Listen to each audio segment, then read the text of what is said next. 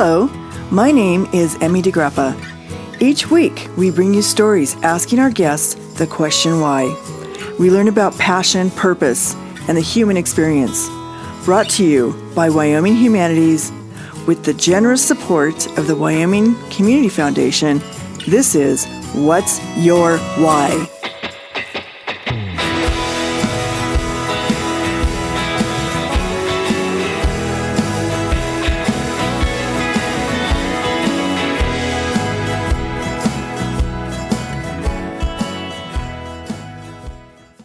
Today, we are talking to husband and wife team, Cynthia and Sanford Levinson, authors of the book Fault Lines in the Constitution, The Framers, Their Fights, and the Flaws That Affect Us Today.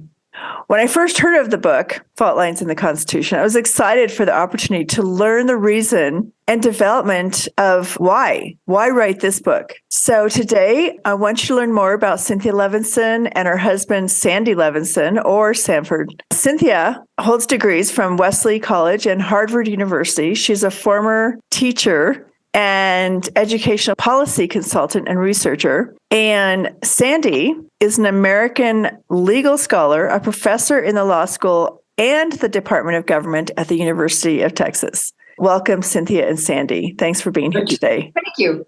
So I'm super excited to ask you the why you wrote. I read the Constitution because it made me so curious. Like, do I know my Constitution? I'm sure everybody does that when they see your book. They're like, oh, but I better go read my Constitution and know what I know about the Constitution. But maybe people don't do that. And I think one of the problems with public school education is that they don't do enough teaching about the history and the making of the Constitution. What are your thoughts on that? Well, first of all, I'd say, and I'm sure Sandy will piggyback or diverge in his own way. First of all, I would say that if people are looking for an introduction or an overview of the Constitution, this is not the book for them. This does not go through the Constitution and say, here's what this clause means, here's what that article is about. We didn't set out to do that. Sandy has been writing about issues, problems, fault lines with the Constitution for decades, and that's what the book is about. So I will let him pick up on this. I think Cynthia is raising an interesting point that when most, especially I would say since World War II, think about the Constitution, they think of rights provisions. They think about the provisions that are the subject of dinner table or barroom arguments, in part because they're also the subject of important cases before the Supreme Court that will be covered by the press and where they might very well be 5-4 decisions with angry dissents, and people really can discuss with one another, argue with one another, shout at one another. And so when they think about the Constitution, they think, for example, the First Amendment, freedom of speech, freedom of religion, Second Amendment, guns, 14th Amendment, what does the term equal protection of the laws mean, and stuff like that. So Cynthia is quite right. Our book really is not about those parts of the Constitution. Those parts are really quite well covered in a lot of the literature, especially those relatively few books that are aimed at kids. Those books tend to focus on what are your rights under the Constitution. What is distinctive about our book, and I would argue not only distinctive, but really important, is that we focus on structures. And the stuff that unfortunately is often not taught at all, or if it is taught, it's often taught as something we have to get through quickly because it's dull and boring until we get to the really interesting stuff.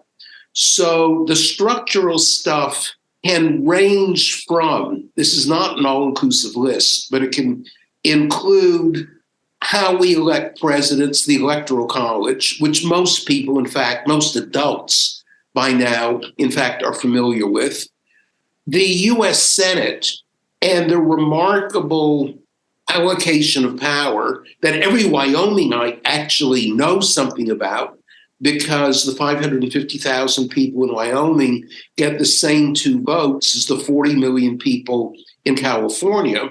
And that has real implications that we talk about in the book. Life tenure for federal judges, the very difficulty in constitutional amendment that leads to most people not really thinking about constitutional amendment because, frankly, it seems impossible. It's kind of the equivalent of throwing a message in a bottle into the ocean that is a gesture more than something you really expect to be read and to have consequences. The presidential veto power, the fact that even if something can get through both houses of Congress, which are really very different, as anybody reading any newspaper today can realize with regard, say, to the passage of legislation on the national debt. The House is very different from the Senate, but even if they agree, which is getting harder and harder to do, it might not matter because the president can veto the bill. And quite frankly, my view is not only that this is really important, but I think that it can be made interesting. And I will say that Cynthia, who's a far better writer than I am, has a talent for beginning every chapter in the book with a story that really sets out an example of what difference does it make that presidents can veto bills, or that we have this bicameral system, or the Senate is the way it is. And so the aim of the book really is to show that this stuff is not dull and boring, and that people can argue about it, even in some sense shout about it with the same sort of energies as if we began by saying, well, what about a right to have a gun? Or, any other of the stock examples. That still brings me back to the question of why you think this book was important to write, and who is your audience? Our audience is kids ages 10 through, adults. We wrote it at the request of our editor, who had given a copy of one of Sandy's books for grown-ups, for adults, to her father for a present. And he was so impressed with it, she said, gee, what about, a kid's version? So we wrote it for kids 10 to 14. But in fact, we know of high schools and junior colleges and colleges that are using it. And Sandy has used it teaching law schools. So we wrote it. The instigation came from our editor. And we had an initial audience, which has expanded greatly. The importance of it is for people to understand the connection between what happened in 1787 in Philadelphia and what's going on now. There are direct lines between events today, arguments today, the debt ceiling, for instance, which is going on right now, and the Constitution, because that has to do with the way Congress is organized, structured, Sandy said, who has votes, who gets to go to Congress, who doesn't. We have a chapter on what Sandy calls correctly gerrymandering, and I mispronounced to gerrymandering. All of that, a lot of what's happening today, I think many people, including me, have tended to blame on particular political personalities. A president, a Speaker of the House of Representatives, a Senate Majority Leader. But in fact, many times they are doing the best they can because of the strictures that they have been put on them and the responsibilities that have given to them based on the Constitution. Cynthia is absolutely right. I would say the importance of it goes back to the unfortunate reality that most books about the Constitution, whether for adults or for kids, focus on arguments about rights. And what is important about our book is that it really does focus on what is not that often written about, especially written about in an interesting way. And that, I think, is what Cynthia was able to do. So, I would say that our audience is, if you look at the book, it clearly is a book of the kind that you expect to see in a high school, double columns, a lot of very good graphics, but designed to elicit the interest of high school students. But I keep saying that my intended audience is not only the kids, but their grandparents, parents, aunts and uncles, everybody who might see the book, pick it up, and actually get hooked on it. And that's also true of the graphic novel version of it, that, let me say, quite astonishingly to us, is marketed by Macmillan, the publisher, as an adult book, not as a kid's book. In one sense, I think both of us think that's kind of crazy. But from another sense, they're absolutely right, because unfortunately, most adults, even those who think about the Constitution and have read it, will ultimately reduce it to the rights provisions and find the other parts dull and boring. So, in fact, I really do believe, it sounds very corny and self-important, but I really do believe it's a book that everybody can read and should read. And if there were more books like ours on the market, I don't think we would have read it. I don't think we would have written it. Why bother?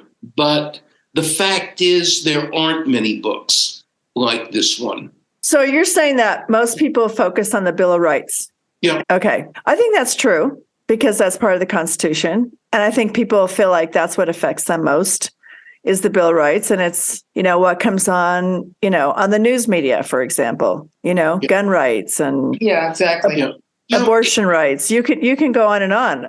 People talk about their freedoms and what is their right. And that's why it's interesting that you're trying to focus on the Constitution and that historical document and not necessarily the Bill of Rights.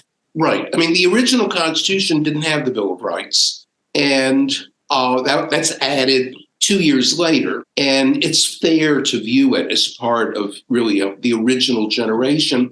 But, it's interesting what you say, that people believe that what affects them most is the Bill of Rights. In one sense, I can understand why you say that and why it's true. But in another sense, wherever you are in the political spectrum, right, left, or center, you might believe that we really need to get a fix on entitlement spending.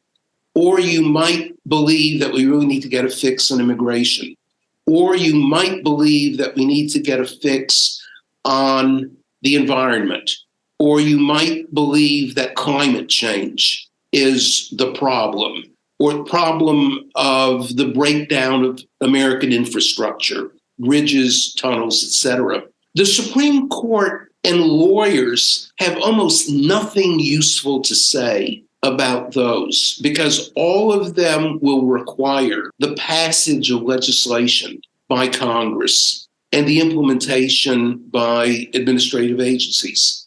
And if Congress can't pass legislation, which is by and large the case, then people get very, very upset, even scared at what they see happening around them that the national government just doesn't seem to be able to handle. So I think it is important in telling that about 2/3 of the country, measured in the most recent polls, think the country is going in the wrong direction. About 1/4 of the country on a very good day, most of the time it's closer to 1/5 of the country or 1/6 of the country, approve of Congress or have confidence in Congress. The president is usually somewhere between 40 to 50%. even the Supreme Court now is below 50%. And so all of this, I think, represents a frustration, not simply about whether certain rights are adequately being protected or not, but the fact that people look at their medical bills or people look at ever rising spending on medical care, because the medical system, from one perspective, is miraculous. From another perspective, it could bankrupt us because of the sheer expense that these miraculous cures might require. And so people want government to do something about it. They see that the national government isn't. And that's all because of structural problems, not because the Bill of Rights dictates a given solution or prevents a given solution, or that the court can step in and save us. The court, on occasion, can do some useful things. On occasion, it can do quite dreadful things. But I think lawyers tend to overestimate the importance of the Supreme Court relative to solving the whole host of problems that face us as a country at any time. I'm just thinking about what Sandy is saying, and I'm thinking, well, yeah, people are frustrated. I think there's no place to have a voice. I think that's the frustration. It's like, what if you are concerned about Medicare or Medicaid? What if you are concerned about, the rising cost of simple things like meat or eggs or gas prices, just day-to-day things that the average person has to deal with when they go to the grocery store. So you make a decision, and especially people, with low incomes, they make a decision all the time. Do they put gas in the car? Do they put groceries on their table? Do they pay their rent? Mm-hmm. These are critical things. And it feels like the government, when you say the government, even though the government is made up of a lot of people, but it feels very distant. Yeah, that's certainly true. One of the chapters we did not write, but we wrote about it, actually. We didn't write a chapter on it. We've thought about writing. We write a blog periodically related to the book. Has to do with the size of the House of Representatives. And I think one reason people feel so distant, this may be less true in Wyoming or, some of the lower population states, but the population is very dispersed there, is that most people don't know who their representative is, or if they do, it's very hard to get that person's attention. That's true. The present number of people in the House of Representatives, 435, was set in 1920, when the population of the United States was, I think, about 120 million or so. We're now about 340 million. You might think that a normal business or normal organization would hire additional people, but obviously we don't. So this next election cycle, that is for the next 10 years, the typical House district will have about 750,000 people in it. Wyoming, I think, is the smallest district with 550,000, but 550,000 is obviously still a lot of people. And in 1787, as a matter of fact, the argument was whether one shouldn't put into the Constitution a requirement that representation be one representative for every 30,000 people. Now, that would be insane in the 21st century, because that would be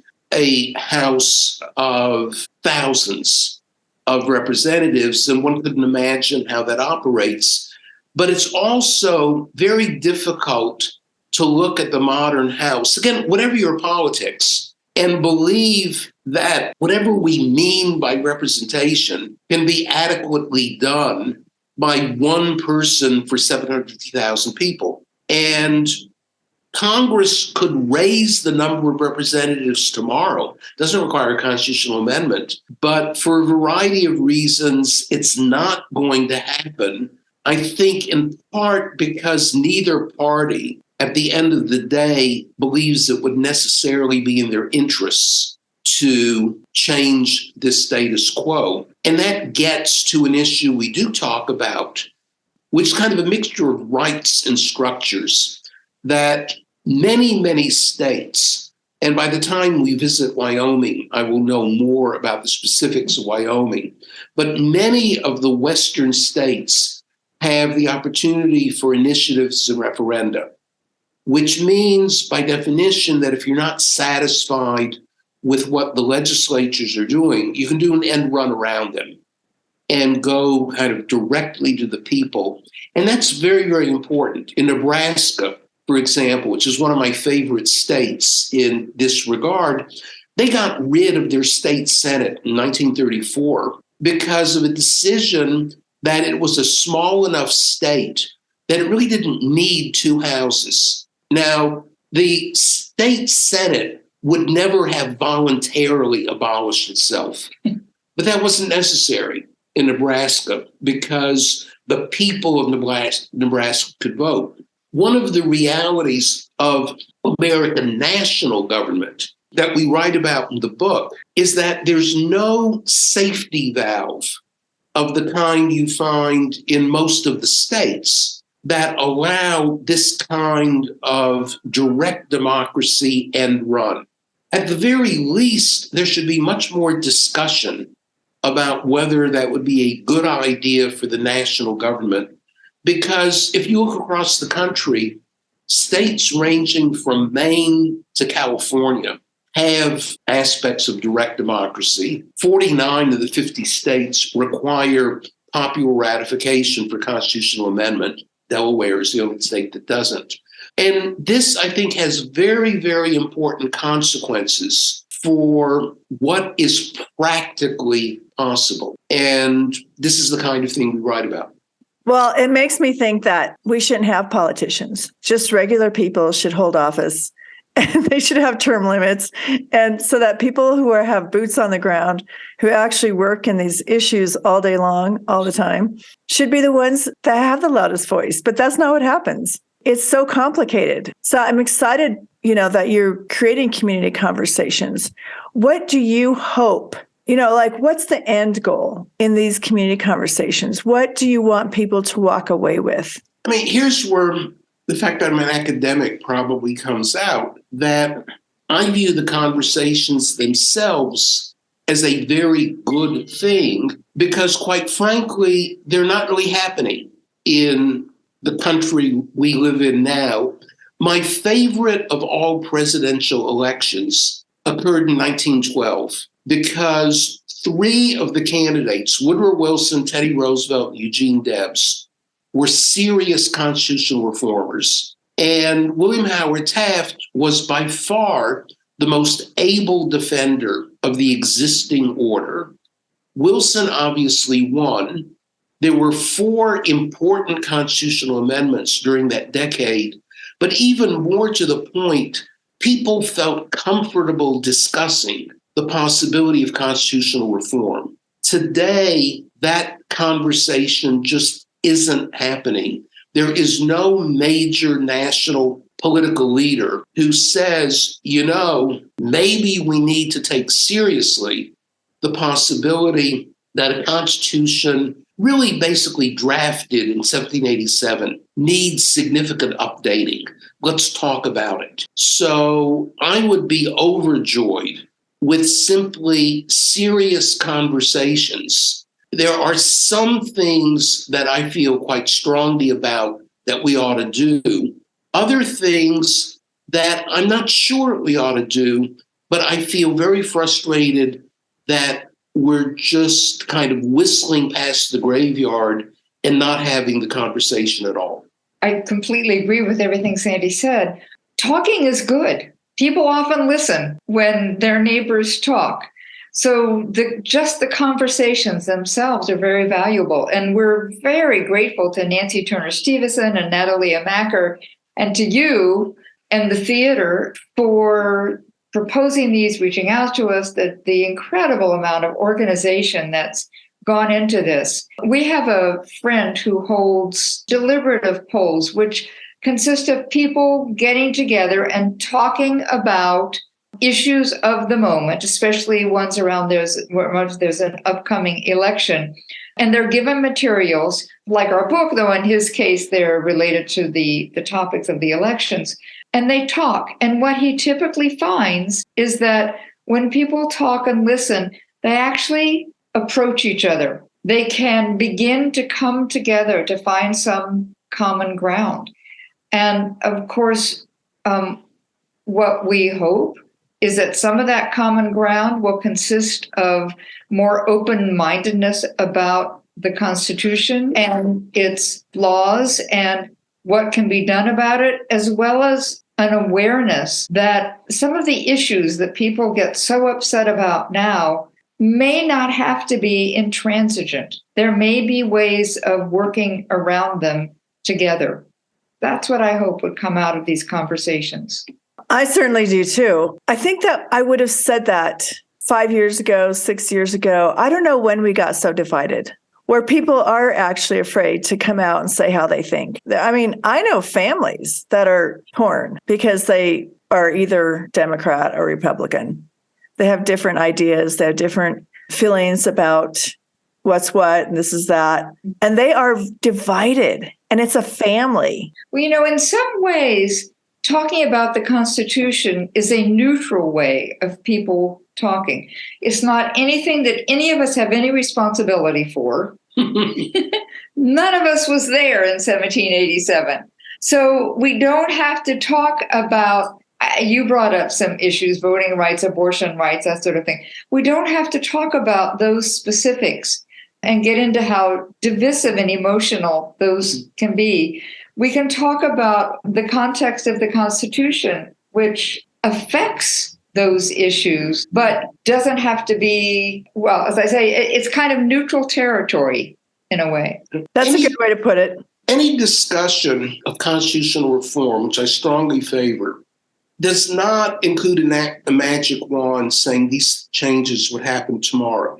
Basically, what we would be talking about would be what kinds of changes might we want to see in 2032. We know that it takes real time for changes to happen. My assumption is that if one is interested in a conversation, let's say about the presidential veto, how much power should the president have to be able just to shelve a bill that got the support of both houses of Congress? It turns out to be that the president of the United States has a stronger veto power than almost any other president of the world, of those countries that have presidential systems, many, many governors. And if we're talking about the president elected in 2032, I have no idea who that will be. I have no idea what political party he or she will come from. And I actually think that whatever your politics, we could have a very civil discussion about whether a president should be so strong relative to Congress in this respect in 2032. Whereas if we were to say, okay, how much power do you want Joe Biden to have? Then you could easily predict that that discussion would take a very sharp political form. And the virtue of structural issues, and the reason that most people wrongly believe they're dull and boring, is that they don't usually strike you as immediately connected to the things that you're most concerned about. And as I say, if we had a magic wand and could change them tomorrow, then you would very quickly have strong views about Joe Biden and how much power he ought to have, or Donald Trump and how much power he ought to have. But if you're talking about 2032, for better and maybe for worse, the conversation is more abstract. It really does require people to say, well, how should we design a government? Is it really the case, and I know this is walking on eggs, is it really the case that Wyoming and California should have the same 2 votes in Congress, in the Senate, given the disparity of population. We're looking forward to bringing that up live and in person when we're there. Those are really good points. And I think that those are really great conversation starters when you take people outside of the, amendments and you pull them back into when the Constitution was created as a historical document, what it was then and what it is now, and how we've changed dramatically as a country. Not so dramatically, actually. Not so dramatically.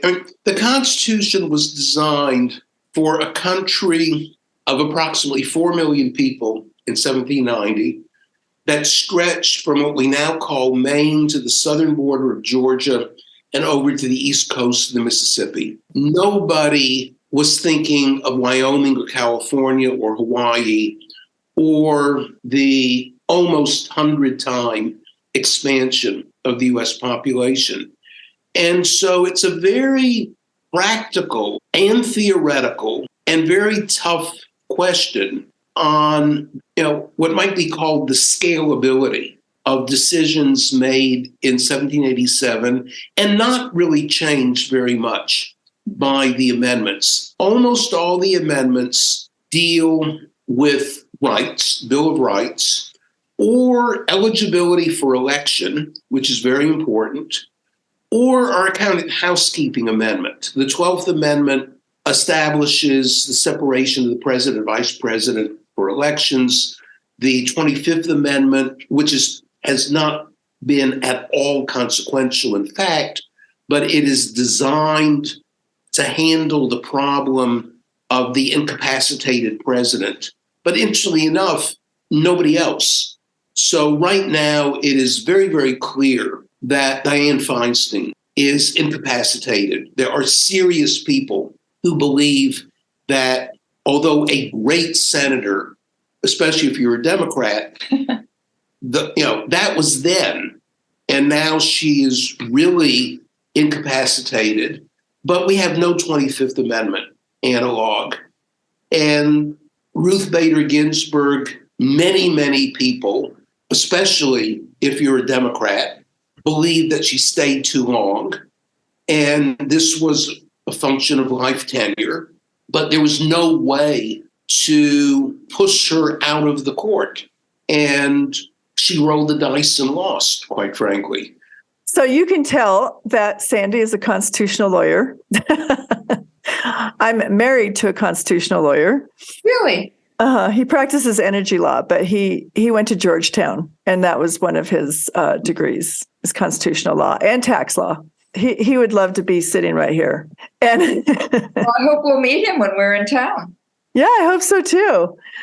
So I think the challenge is for me, and I think for both of you, I think the book is wonderful, and I've been just doing research on it. I think it's excellent to raise these questions.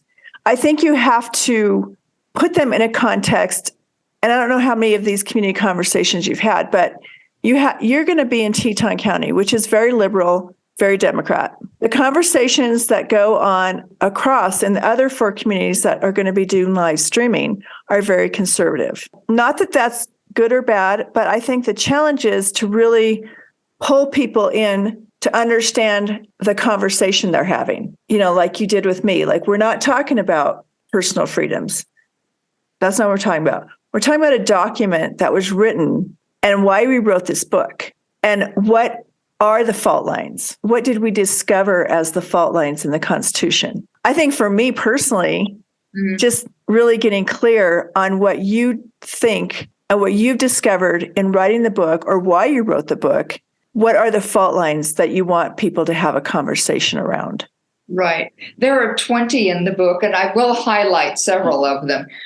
Sandy and I have a debate in the back of the book, and we have an ongoing debate about what each of us thinks is the most egregious part of the Constitution. Sandy, as you might have heard, thinks it's the difficulty in amending it. I think it's the Senate, which he's, talked about also. So we will be sort of more crystalline about the high points of the fault lines. Both liberals and conservatives in Wyoming like the fact that Wyoming gets 2 senators. And, I think that's important because some of the divisions are really partisan in a classic sense. Others really do relate back to the debates in 1787 about the relative power of small states and large states. Yeah. And my hunch is that Vermonters and Wyomingites agree, if on very little else, on the virtue of equal representation of the Senate, whereas, we're in Texas, and for us, what is most noticeable is that the 28 million Texans have the same voting power in the Senate as the 550,000 Wyomingites.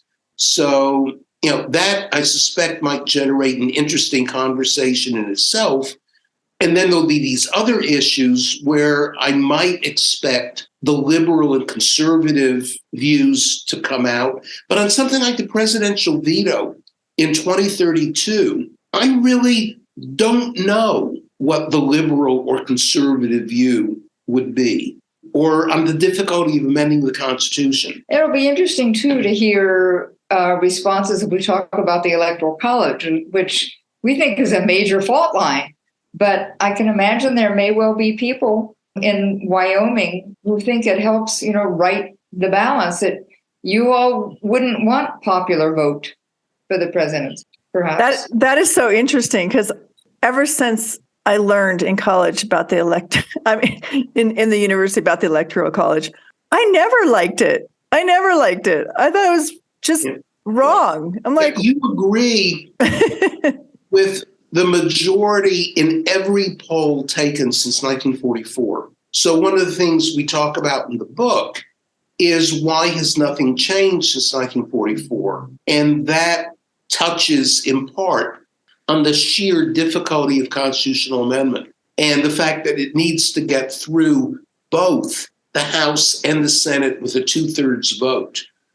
And we came close to that in 1969, but it was beaten back by a filibuster of white supremacist Southern senators. Because one of the things we can talk about when we're in Wyoming is that the Electoral College does not particularly favor small states. The Senate favors small states. The Electoral College favors, by and large battleground states. So presidential candidates do not campaign in Wyoming or Vermont. They campaign in Pennsylvania and Michigan. And I think that most people recognize that that's the major consequence of the Electoral College today, but we're stuck with it, or we appear to be stuck with it. well, we're not stuck with anything, Sandy. That's the spirit. I know. We have to have a good fighting spirit. So anyway, it was great talking to you two today, and I'll let you go. Yes. I really enjoy it. I can't wait to meet you, and I hope we can have more really vibrant conversations around these subjects. Good. We're looking forward to that. Look forward to them. All right. Thank you. Here. Bye. Bye.